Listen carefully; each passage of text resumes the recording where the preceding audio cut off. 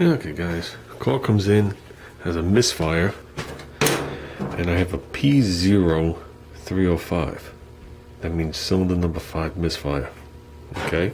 Doesn't matter what brand it was. You know what brand this car is.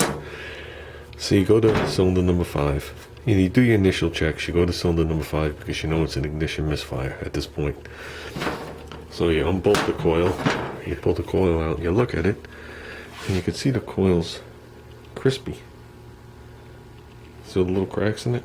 I don't know how well the camera picks up on it, but you could see that the coil's crispy. So with that, you pull out the spark plug, and right away you see something sticking out of the plug right here. Okay, you can see the plug's a little dark at the bottom there, but that's about it. Now I'm going to put you on. Okay, here's the spark plug. Okay, you know these two aren't supposed to turn separate of each other. They put the porcelain in, they switch it over with a gasket, and that's what keeps your compression in. How much compression loss did you have? Well, I think it was marginal. Because if I think, first of all, there's only so much you're going to be able to get through here.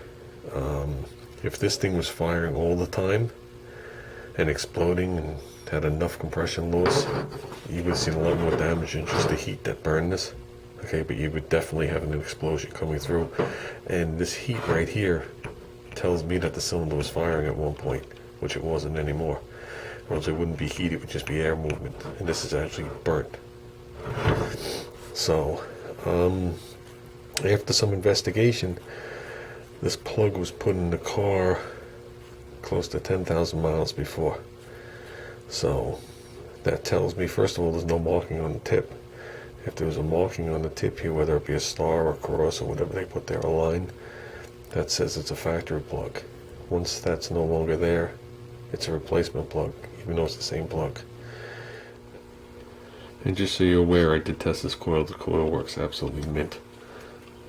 But there's that fine line between it's your own car and you're cruising down the road and this customer's car where you have to gamble.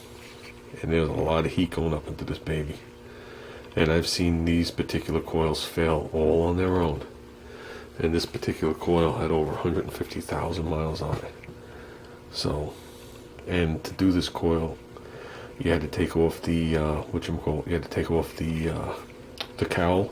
Obviously the wiper transmission, the cowl, the intake manifold, the plenum, and everything to get to it.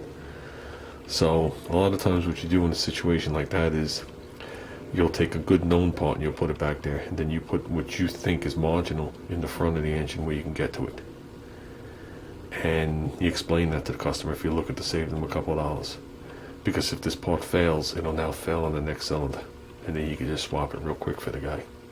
But with this many miles and it being burnt like that, you're just looking for a comeback, and you're looking for your reputation to go down into the crap. So, with that said, guys, remember, back to the basics.